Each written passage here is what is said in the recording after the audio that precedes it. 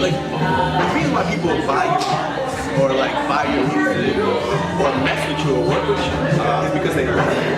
Like most of your business partners and most of my business partners because I like them. You know what I mean? We vibe. And so like that's why you have to start with that first. Okay. If somebody doesn't like you, why are they gonna book you in? There's plenty of artists. Absolutely. You know what I mean? So first, make sure they like you. Okay. If they don't like you, make sure you're likable. Make sure you're lovable. Because that's better than life. Exactly. Great 1, 2G. Okay.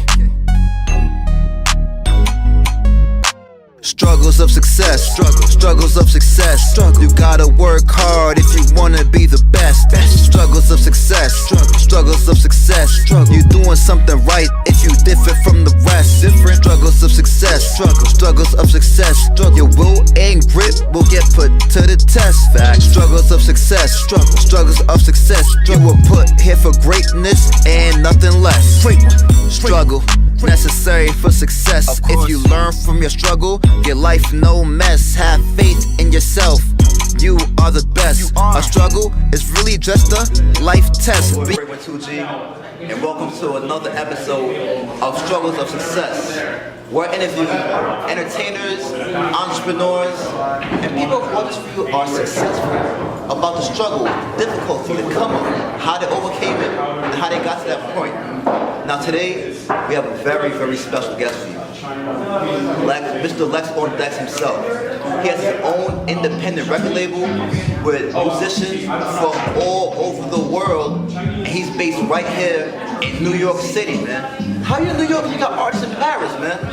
Let's give it up for Lex on Dex.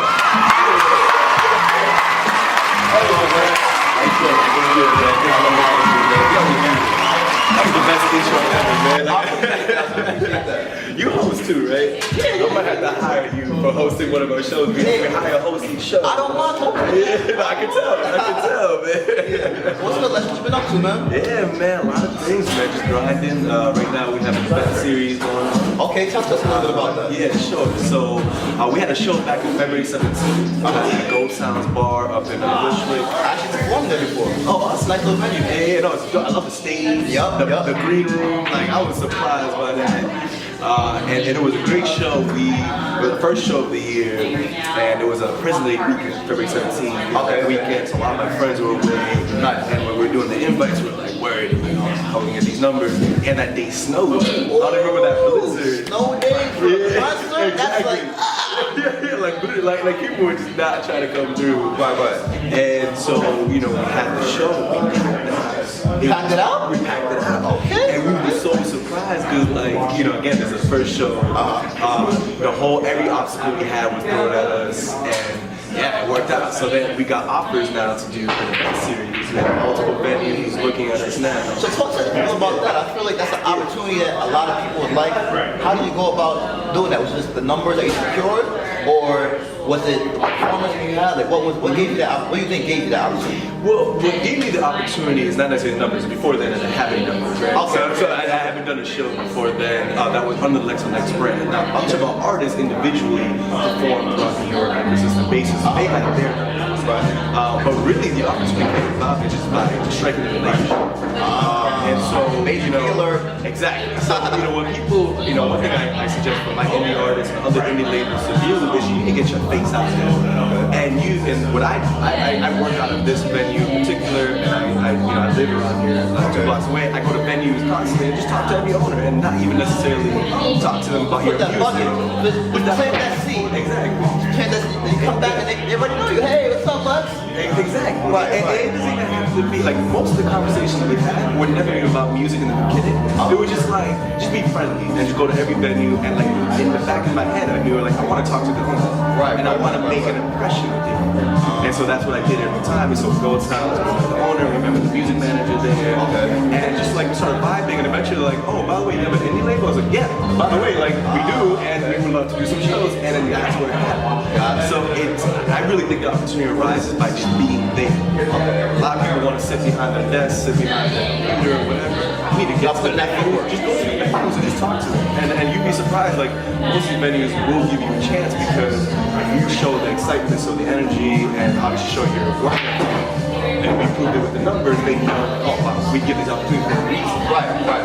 Because we see the energy, we see somebody coming towards us, they're excited about it because they make money too, right? We packed the house, we had 80 to 100 people filling Gold Sound. That's 80 to 100 people buying alcohol at that place. So People like to get lit when they watch the show. that's true. That's the only way people watch shows, apparently. And then, after that, I know your next step is numbers. Then we have to work on numbers. So, now we have this venue. This is why we're doing the podcast here. Okay. This is the next show in April 28th. Here. Okay. And again, now we're doing another show. We have the numbers. Nice. We still continue building relationships with venues and other venues, but now we have numbers. So that's the second step. Eventually, we'll get to that. But I think it starts with just being there. Talk about music. So I know it may be a little bit different for you as indie record label owner, but as for artists, like, when they're gonna go in and say, hey, I'm performing here, like, how would they go about doing it? I feel like it's a whole different kind of ballgame because they can't really just say, hey, I want to have a showcase for myself. They don't really have the resources for that. What do you recommend for the artists to get their face out there? Yeah. What's their strategy? So to be honest, I don't think the approach has to be that much different. In terms of just being there and having that conversation, just saying hi, just saying, hey, my name is Alex, and like I like your bar, and like tell me about your events, and like just have a conversation, right? So You build that genuine connection, nothing fake. You don't want anything from them. You just, I'm just introducing myself. That's it. Exactly. You're gonna plant that seed still, though. Exactly, that's the point of it because you can't the reason why people buy your products or like buy your music or mess with you or work with you is because they like it. Right. Those are your business partners and most of my business partners because I like them. You know what I mean? We vibe. And so that's why you have to start with that first. Okay. If somebody doesn't like you, why are they gonna book you? There's plenty of artists. Absolutely. You know what I mean? So first, make sure they like you. Okay. If they don't like you, Make sure you're likable. Matter of fact, make sure you're lovable. Because that's better than like. Exactly. Okay. And and the truth is though, not everybody's gonna be lovable to everybody. True. You might meet a venue owner who's like, I don't like who you are.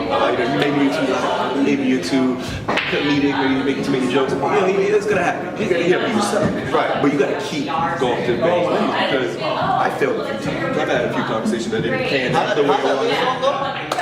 Which is If at first you don't succeed. Back it up and try again. Hey, that's a cell phone. Try again. Alright, so you started the label back in 2016 and you already have over 20 artists. How did you make that happen? You super plug, like what's going on? You're stalking people and when you started it, boom. Recruiting, like how'd that happen? I mean, I did everything possible to get the artists. First, I started with Craigslist. That was my first avenue. And I just literally put a post and just was like, hey, this is what I'm about, and this is my website, and this is what I'm trying to do. Who wants to join us? But then we started growing on social media, and at the beginning of the year, we started promoting songs of indie artists we liked when we first started. Now we only promote our Lex on Lex label, but at that point we were promoting we see a video of Terrell, Great 1-2-G performed at Gold Sound for the video posted on the channel. Okay. And what happened on that was, we didn't really expect, we just wanted to build followers, but what happened was those people were like, wow, I love what you're doing. I thank you for promoting that song. Right. B, I love your website, I love what you're doing. And then people started asking me, how do I join? So I got a lot of artists that as well. In social media, I would say I got the best relationships and the most serious because those people immediately see what you're about. On my Instagram, you look at the past 5 posts, you know what it's about. Right. And so that helped out a lot. And then otherwise, I've been to a lot of networking events. Right. And so just going to those and so just getting everywhere. I mean, it's every avenue explored. Yeah. So that's the thing I'm kind of confused about. I feel like for an independent artist, I feel like a lot of them want to build their own things. Like, why do you think they came to Lex on Deck? Yeah. So that's actually a great point to bring up because what we do is not get in the way of building your brand. Okay. We provide a platform and the tools and resources to help you enhance. And so with any of our artists, so for the record, we don't do any contracts with any of this that we have our label. We don't own any music. We don't. It's all just a collective of music we believe in, and we're gonna promote it freely because that's the kind of believe in. music. And so, you know, I think, you know, the main, I lost my track of thought. Sorry. What was I saying before that? It's about, you know, building the artist and not really taking away from the independent side of things. Got it. So you know, from the beginning, we didn't want to do that because we want to represent artists in their true selves, in their true music. We don't get into the process of, you know, what songs you create, what visuals you're doing, that. You know, we have a platform, we have a social media platform, we have a website, and we all that content that we have into a platform. And then we talk to Blogger Radio and just promote that way. But we're not taking away from it. So you're really out there just helping artists. Yeah, Like that's all you do. You just really, I feel like the way that sounds to me, you just had a vision and a passion to help people. Exactly. And like I know by your record label, you just want the good music to get out there. That's where it starts. Let me ask you a question. Is the reason you wanted to get out there because the music now is trash? Or you just having this good music? Because you know they say music is changing a lot, especially hip hop for one. So, when were you born? I was born in 88. Alright, so me too. I'm born in 87. And so, I'm not going to say anything about the music, the current state of music being trash. That's not my beef with it. Now, I don't think about the current state of music, but that's right. So that's why I don't believe in necessarily trash, because there are a lot of interesting things happening in music, production-wise, and whatnot. And things haven't changed and evolved, so you got to respect that as well. My issue is that the reason why I started listening to this was that I saw that for musicians to make it in this industry, it seems like there's only one channel that a lot of people have to follow, or one channel that exists from the top down. What do you mean by that? So find that channel. Yeah. So for example, you know, let's just say like, you know, you're an artist who's trying to get pop, right? You want to get on the same level as Bruno Mars and Cardi B and stuff like that, right? So Cardi B is not pop, hold on. but she's popular. Okay.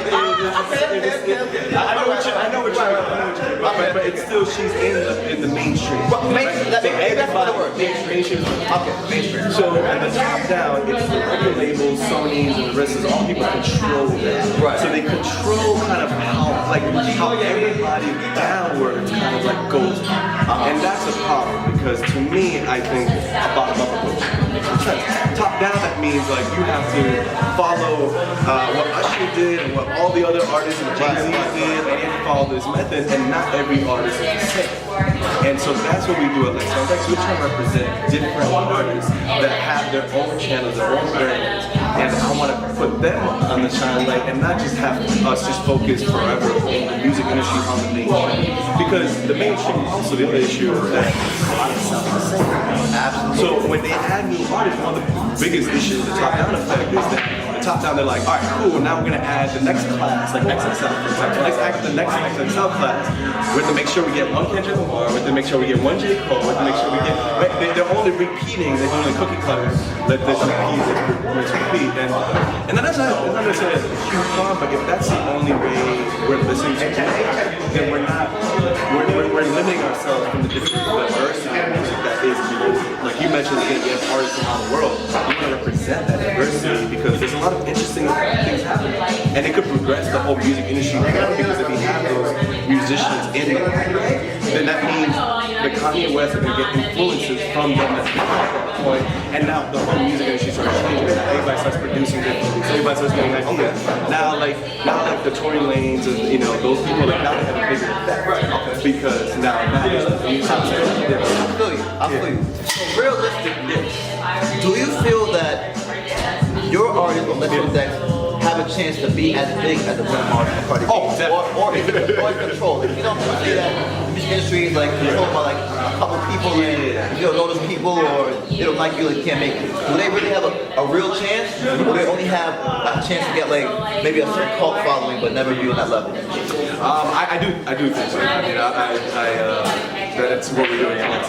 So if we didn't have that belief in our version yesterday. Okay.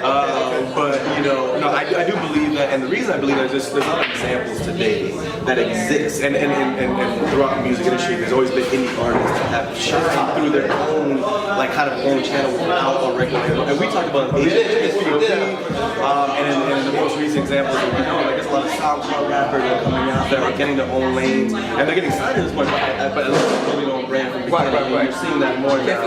Like 6 to 9, like around. My roommate knows him, and that's an example there. Chance the Rapper, the biggest shining light. But yeah, for QC. There you go. Yeah, QC just took over. Exactly. And people are forgetting. And then Nipsey Hussle. Oh yes, and he's still doing things now, and now he's taking his career to even a higher level with his brand connection and stuff.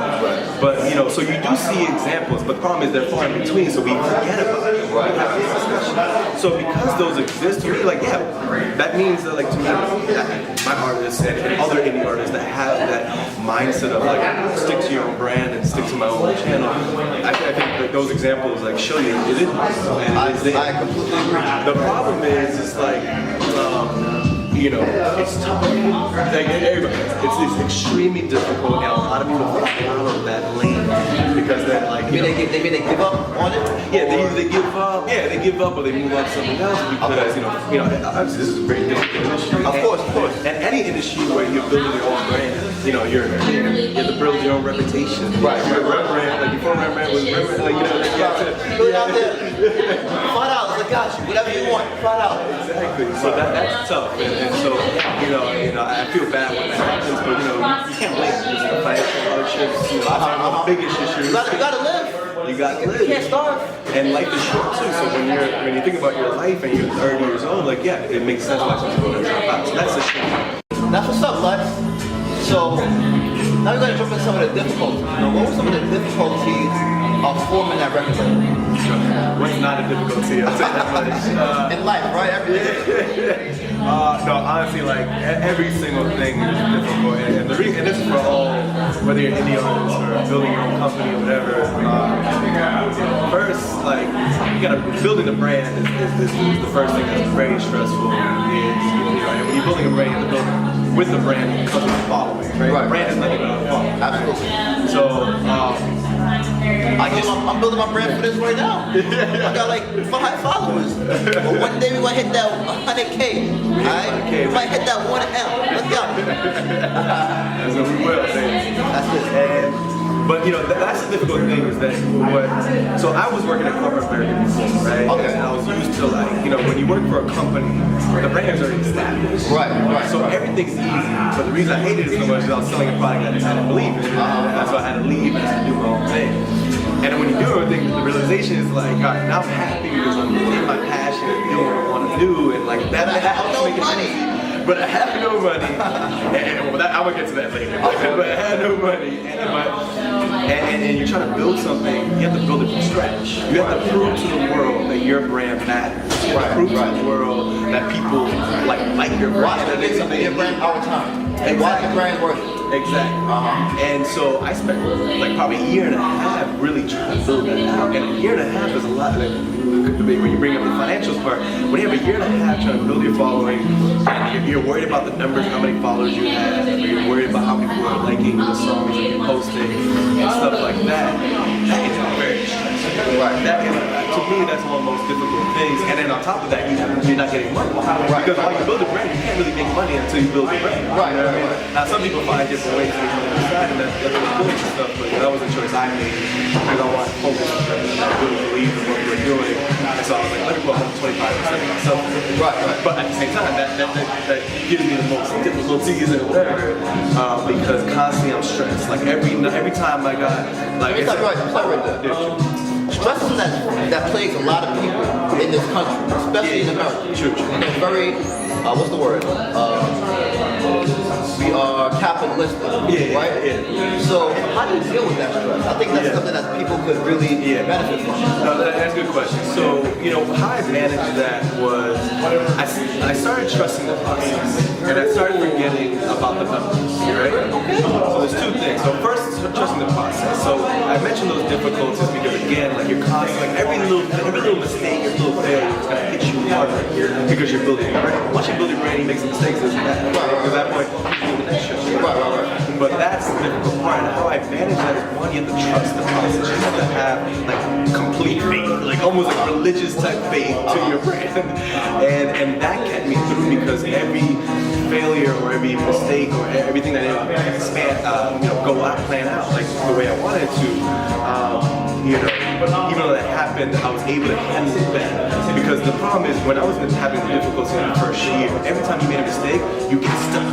Or you start doing It's like your train, it just derails. Exactly. How do I get back on? Exactly. Gotcha. Or it derails and you quickly try to run in a different direction and it's not the right direction, right? So you might think like, well, I failed at this, so let me put all my eggs in this basket and let me run to that, and then you start doing a bunch of other things that don't make sense and it gets you nowhere, right? And so what I learned through that process, you have to trust the process and not be so deviated when mistakes happen or things that can't happen. You have to stay confident. When you start doing that, what happens is you start getting better opportunities. Okay. Because you start smiling, you start having more energy, some people start responding to you. So we say trust your process. Yeah. Do you really mean like just focus on the work and don't worry about the numbers? Like the numbers will come?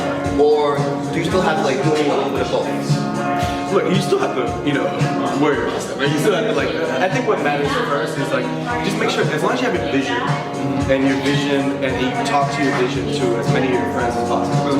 Because I talk to so many friends about some of that. I talk so many friends about struggling for success, and we're here. Exactly. We're here. And even talk about your specific brand. If you're creating one and show your mixtape to as many of your friends as possible and get that feedback. And so I kept doing that, and that kind of helped, but in terms of trusting the process, the second part I was going to make is about forgetting the numbers. So I do think you should forget numbers. Now, as long as you have the vision, as long as you're hardworking, you have your work ethic down, and you know what you're doing, and you're getting feedback, you're constantly. Let's stop on that real quick. Hardworking and work ethic.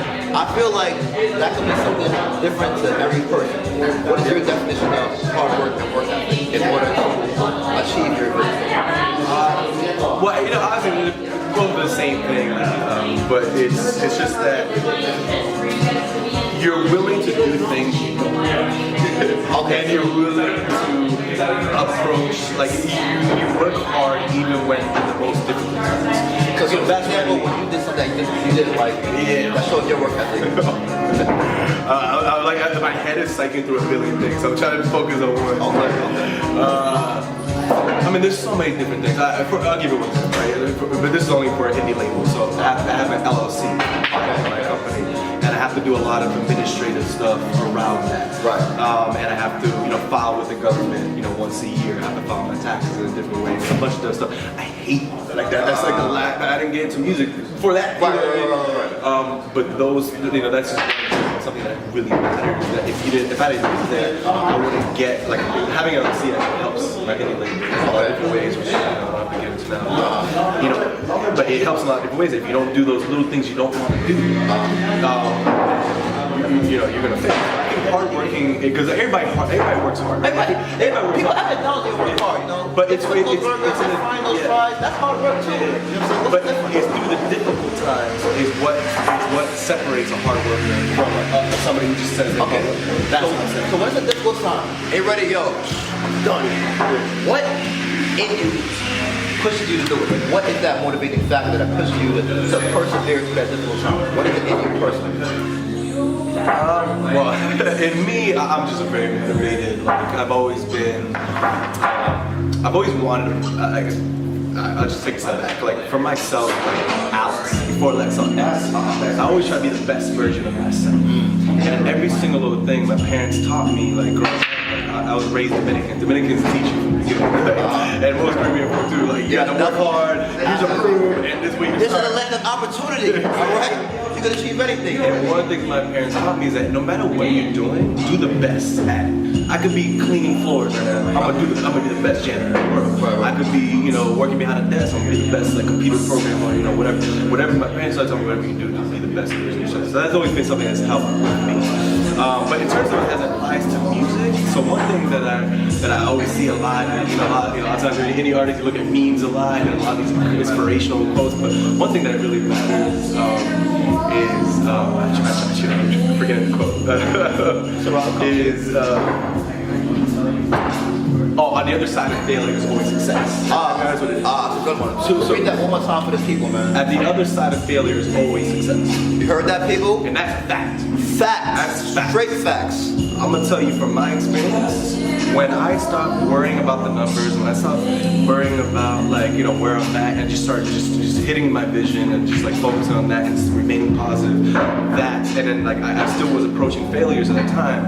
And at that point, once I had that mentality, every time I had a failure, there was immediate success the next day. I would convert it to a success, or maybe I would turn it to an opportunity. Or somebody says like, hey, I don't want you to perform in this venue. All right, cool, fine. What about this opportunity? What about something else we can work on? And I think an important thing is the way you look at those failures. Yeah. So you didn't look at those failures like, damn, it's a rap. How you know? You probably said, you know what? I failed here, but there's a lesson to be learned. Exactly. And you took that lesson and you used it to open that next door for you.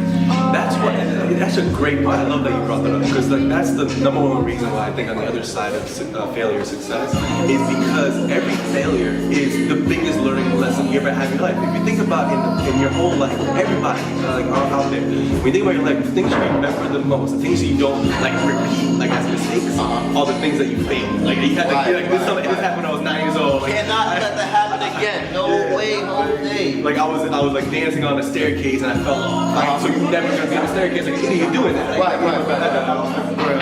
Extreme example.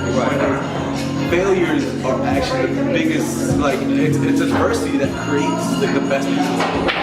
It's struggle and it's going through those mistakes and failures. If you think about all the people who make it and all the people who've made it, all of them have had the craziest fucking history. None of them have ever had a history where it's oh, I started off and I was famous, whatever. Even if the media tells you that, you actually look into Cardi B's history or something like that. You see the work ethic, you see the grind, you see the struggle, you see all the failures and everything, and people are like, oh, because the minute you see the famous, you see all the good stuff. Right. But it's failure that it's important. Gotcha. And just realize it. Okay. So your upbringing, I like to always start off with that. We didn't start with that today, but tell us more about your upbringing and those morals and values that were instilled in you. Yeah. So I touched upon it a little bit. So I'm first generation. Both my parents were born. Me too. I'm first generation as well. Yo, cheers to that. Cheers to first generation. To first generation people making it out here. Yes. That is powerful. That's what it's about. If that doesn't encourage everybody, I don't know what does. Because and so you grow how it is. You grow up in those households again, my parents moved here. And I have a brother and a sister and a half sister. They moved here to give us that opportunity. So their mindset, usually first generation, kids, they grow up with that mindset where everything is about opportunity. So my whole life also, my parents taught me that everything is an opportunity. Okay. And everything you should, and every opportunity that you have, obviously if you want it, you should seize it. Definitely seize those opportunities. Exactly. Definitely. And that's very important. And so, my parents just encouraged me with that, and one thing I remember growing up is, me and my siblings were a nerdy bunch. So okay, it's okay. I was the youngest in my family, and when I was growing up, when I was 10 years old, one of the things my parents did was they used to line up the whole house with honor roll trophies. Really? And, that's a dope environment right there. And it would be all I was maybe 10 years old, I was young, but my brothers were older, and they had it all over the wall, so they knew that when I was watching. Right. That's a standard right there. Exactly. That's great. I'm glad you mentioned that right there. And it wasn't even just and my brother and sister, they, and give the credit to them too, because they set the bar, and they wouldn't even just do it wasn't just academics. They went to sports clubs and they got trophies in there. They got at one point my sister was interested in music and stuff like that. And so just seeing that is like they're seizing all these different opportunities. I grew up seeing opportunities after opportunities and the excellence of those opportunities. My brother and sister were the top of their class and doing well. Right. And so I grew up with that. And I think it's amazing because now you appreciate that more. And I think it does set us up as first generation kids to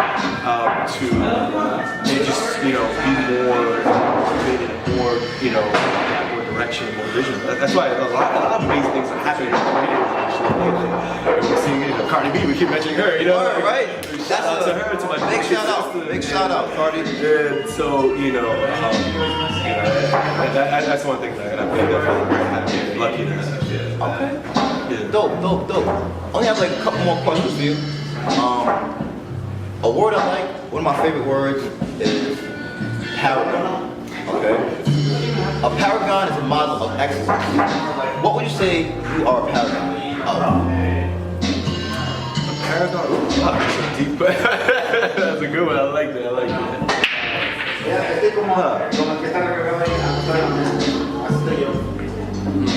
What am I a paragon?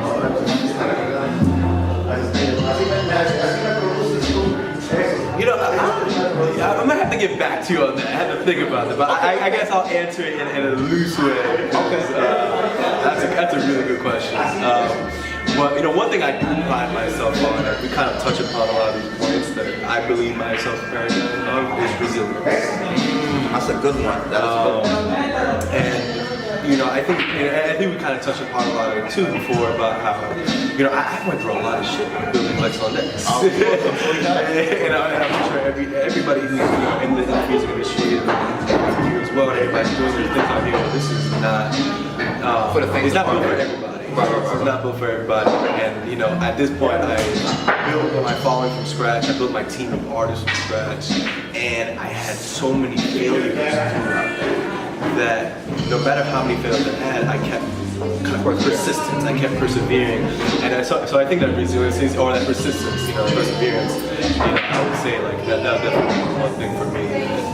A paragon of resistance. I like that. I like that a lot. Of resilience, resistance. Resilience. That too. To the people, And my last question, and after you answer this question, let people know your social media, where they can find you. Where do you see Lex on Decks in the future? What's your ultimate vision for Lex on Decks? Yeah, good question. So, let's say like in 2 to 5 years or whatnot, I kind of again touch upon this, but what I want to do, what Lex on Decks, what I want to do with that is, again, put indie artists on the same playing field of music. So if you go to 105 or you put us on a radio station, you put us on TV channel, you might see like a Chance the Rapper video, a Jay-Z video, and the next video one of our artists. So what I plan to see and what we're pushing towards is either Lex on Decks is able to do that for us, or the whole indie artists, we're able to encourage and influence and partner up with enough other similar collectors, which are I mentioned a few ones earlier, and again, still get to that point where collectively we put indie artists and we create platforms that instead of SoundCloud or Spotify, it's not going to be like when you look at the music on there, and this is a struggle for indie artists. There's a billion of artists on there. Yeah. So I don't want us to be lost in the noise anymore. So it's 5 years in time. It's 5 years. We're not going to be lost. Indie artists are going to be lost in the noise. They're going to be the noise. You know what I mean? And they're going to be as loud as the mainstream artists. And that is pretty much what we want to do. Okay, your social media, your website, all that information. Yeah, so you can check us out on our website, www.lexondecks.com. My name is Lex. It's kind of like me on a turntable deck, so Lex on Decks, Our social media is all tagged all the same way, Lex on Decks. We're on Facebook, Instagram, Twitter, SoundCloud, YouTube, Mixcloud, whatever. Spell it out for them one time. So there's no... Alright, so it's L-E-X. My name is Lex, on, O-N, and then Decks. So like turntable Decks, D-E-C-K-S. So L-E-X-O-N-D-E-C-K-S. You heard that, man. Go follow the boy Lex on Decks. And that's That's it. 28th. And the 28th, don't forget. Showcase, don't forget. Don't forget here. We're doing it here Yes. at this venue, Bushy Public House, on the 28th, 9 p.m. It's going to be a night full of hip-hop and R&B. It's going to be sick. So check it out. Check it out. Lex, man, truly a pleasure. Yo, it's a pleasure. Thank you for having me, man. My pleasure. And now, a message from our sponsors. Yes, it's your fate to be great. It's your boy Great 12G. And what's this logo, you ask?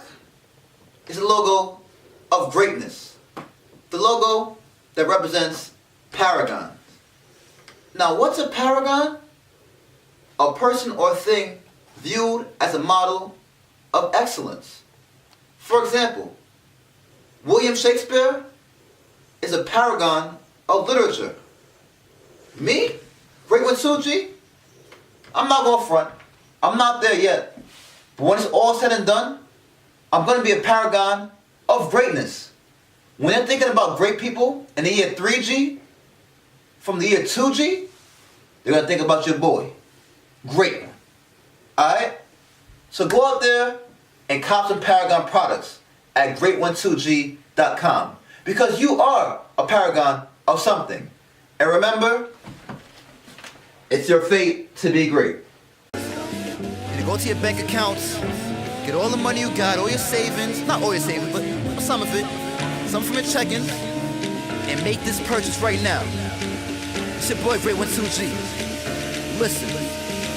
You want a foreign? Buy an Audi. You want a stunt? Buy an Audi. You want to drive in style when you want? Buy an Audi. Want luxury? Buy an Audi. Cost more fee? Buy an Audi. You want mad horsepower in your V? Buy an Audi. You want a foreign? Buy an Audi. You want a stunt? Buy an Audi. You want to drive in style when you want? Buy an Audi. Want luxury? Buy an Audi. Cost more fee? Buy an Audi. You want mad horsepower in your V? Buy an Audi. Buy an Audi. Don't need much to start, it's only 30K. With 10% down, then you can drive away. For a fresh whip, a small price to pay. To run to a dealership and buy once a day. Now you can go there and cop an A3. And so much you'll be cold with the Arctic AC. You wanna level up, then get an S3. Award-winning performance should have an SP. We're talking about trucks, you can do the Q3. They always push the start, forget about the key. You like sporty, get that TT. It's like a race car, I just were ET.